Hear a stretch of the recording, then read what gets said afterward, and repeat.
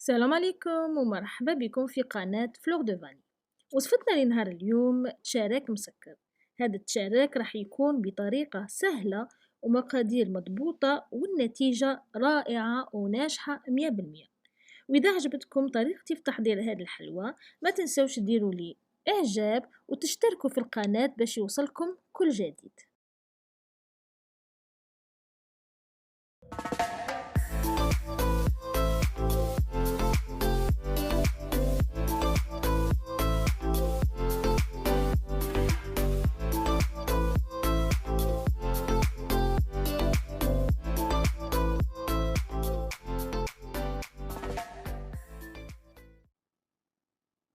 مرحبا بكم مجددا، وراح نمر مباشرة في تحضير الحلوى نتاعنا تاع نهار اليوميات. شارك مسكر بطريقة تقليدية 100%. فأنا راح نحتاج 3 كيلات نتاع فرينة. أنا هنا كيلت بالميزان جاتني 550 غرام، وانتوما تقدروا تكيلوا بالكيلة الكاس ولا الغرفية اللي عندكم. فأنا عندي 550 غرام نتاع فرينة، كنت غربلتها، نضيف عليها رشة الملح، ونزيد كيلة تاع سمن دايب ولا 250 غرام نتاع سمن. تقدروا ديروا نص سمن ونص زبدة كما تقدروا ديروا غير الزبدة، انا فضلت ندير السمن. فهنا عندي 3 كيلات نتاع فرينة، رشة نتاع الملح وكيلة نتاع السمن. بالميزان راح ديروا 55 غرام نتاع فرينة، رشة نتاع الملح ما يعادل ربع ملعقة صغيرة، و250 غرام نتاع سمن دايب. فانا هنا راح ندخل مليح السمن في الفرينه حتى تتبسس لي. راح تبان لكم باللي كميه السمن زايده، وهي لا هذاك هو العبر نتاع السمن مع الفرينه باش التشارك نتاعكم يجي طري ويدوب في الفم. فانا حبابتي كما تشوفوا هذا هو القوام اللي تحصلوا عليه. انا هنا ما راحش نغربله كيما راح نضيف الماء والمازهر باش نلم العجينه نتاعي. هنا ملاحظه صغيره، كميه المازهر تكون مغلبه على كميه الماء، كتروا المازهر على الماء، ونبقاو نضيفوا الماء والمازهر بالتدريج ونلموا العجينه نتاعنا حتى نتحصلوا على عجينه تكون طريه. لازم تطروا العجينه نتاعكم باش تساعفكم كي تبقاو تشكلوا الحلوى. هنا حباباتي ما نقدرش نعطيكم كميه المازهر والماء بالضبط، كل وحده ونوعيه الفرينه نتاعها وشحال تشرب لها. المهم نتوما ديروا خليط المازهر والماء، المازهر يكون مغلب على الماء، وتبقاو تضيفوه غير بالتدريج، ما تكتروش باش ما تغلبكمش العجينه. تضيفوا الماء تاعكم والمازهر بالتدريج وتلموا العجينه نتاعكم، ما تعجنوهاش، نلموها. هنا حباباتي مانيش باين نجري الفيديو ولا نقطع منه باش تتبعوا مليح الوصفه. كما نعرفوا الوصفات التقليدية نتاعنا لا يعلى عليها. صراحة أنا ضد اللي يقولوا تشارك برستيج ولا مقروض برستيج. وإحنا حلوياتنا كلها برستيج حباباتي، الحلويات التقليدية برستيج والحلويات العصرية برستيج.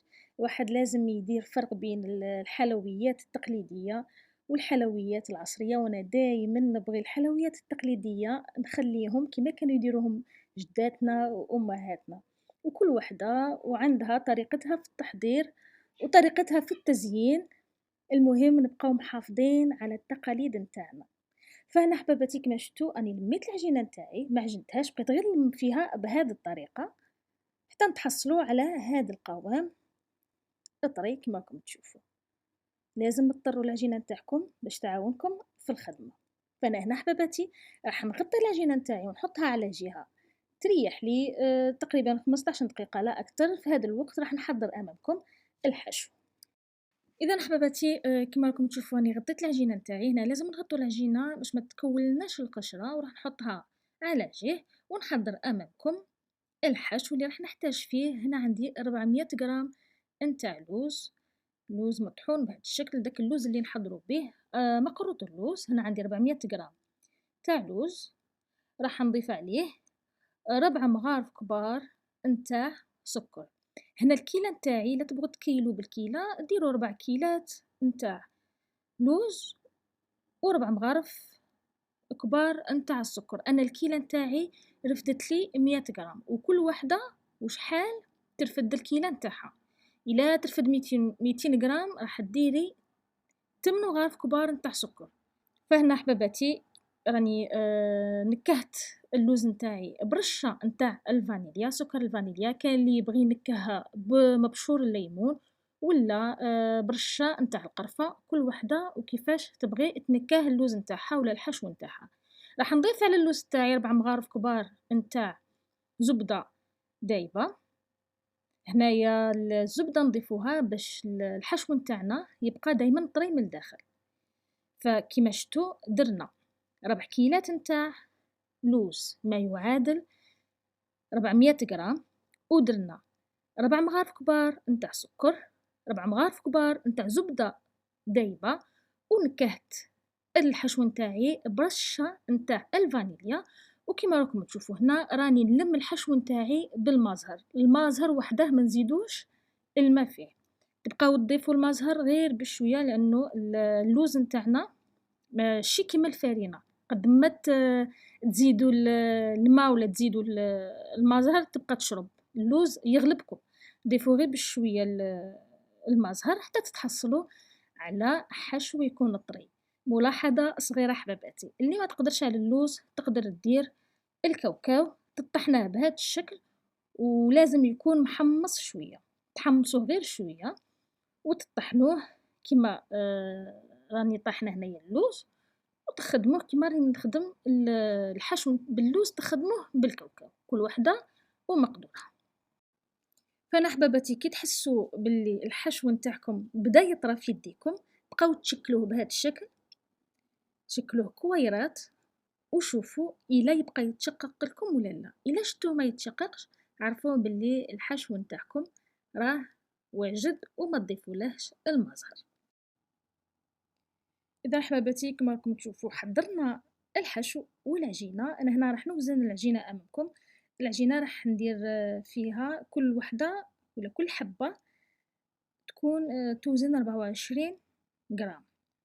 العجينه راح نوزنها 24 غرام، هذا هو الحجم نتاعها. هنا بالك تقولوا لي علاش ما حطيتيش الملون الابيض؟ كاين بزاف اللي يضيفوا الملون الابيض للعجينه تاع التشارك ولا التزيريات، ولا انا نفضلها تكون طبيعيه. صدقوني انا ما نبغيش بزاف هاد الملونات والناكخي اصلا هنايا الملون الابيض قليل وين تلقيه، وكاين بعض الدول اللي منعوه قالك فيه مواد مسرطنه.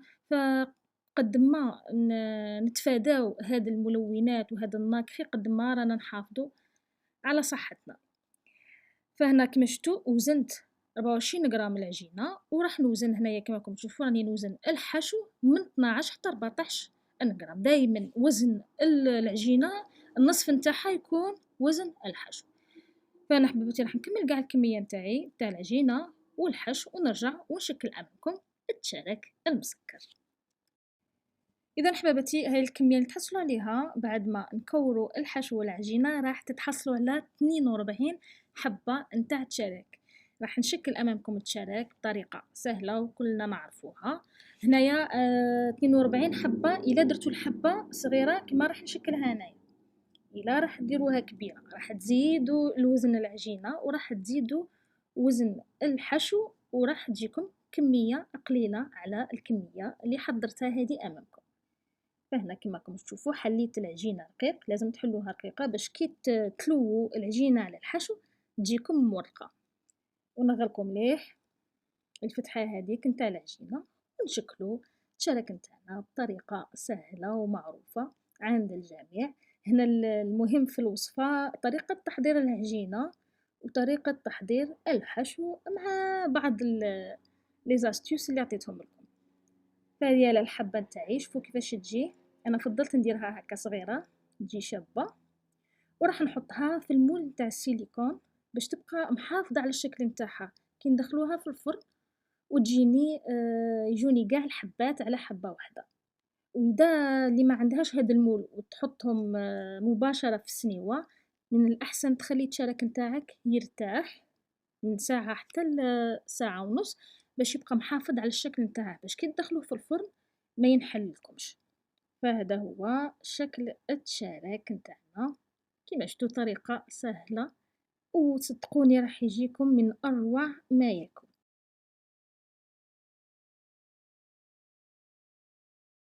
إذا حباباتي كيما راكم تشوفوني عمّرت الليمون اللي عندي، وراح نبقى نثقب الشراك نتاعي من الفوق بهذه الطريقة باش كي ندخلوه يطيب ما يتنفخلناش والهواء اللي يكون لداخل يخرج.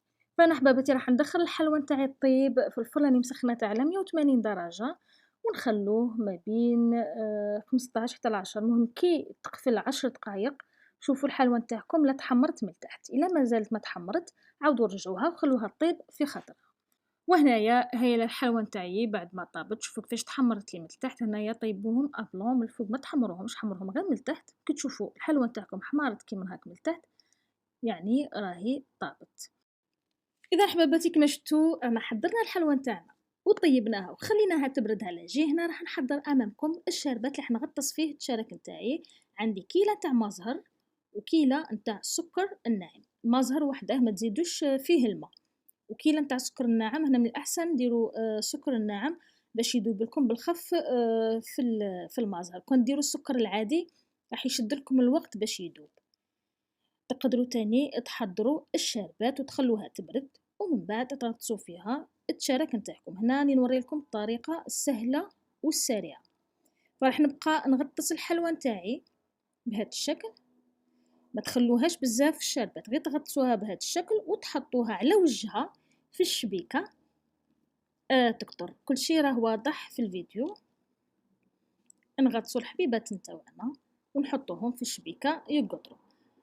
اذا حباباتي هنا بعد ما غطسنا الحلوى نتاعنا في الشربات راح نمسحها غير من التحت، ودائما نحطها على وجهها فوق السكر. هنا كمية السكر عندي سكر ناعم كيلو حتى كيلو ورطل راني مغربلاته. نمسحوه من التحت الحلوى نتاعنا ونحطوها في السكر. هنايا تقولوا لي علاش مسحتيها من التحت؟ باش السكر ما يجيناش بزاف لاصق من التحت بزاف والحبه تجينا معمره سكر. وكما راكم تشوفوا حباباتي راح نغطي الحلوى نتاعي بالسكر ونخليها لمده 15 دقيقه باش السكر يشد فيها مليح.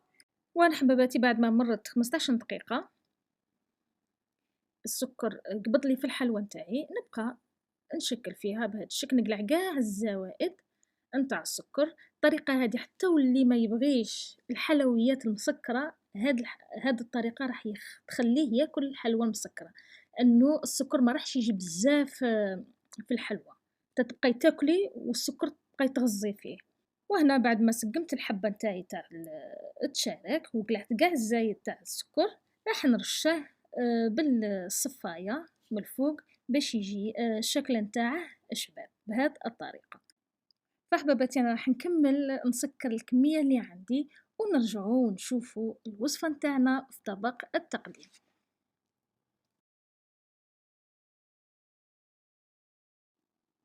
حباباتي وصلنا لنهايه الفيديو تاع نهار اليوم اللي كان فيه تشارك مسكر بطريقة تقليدية 100%.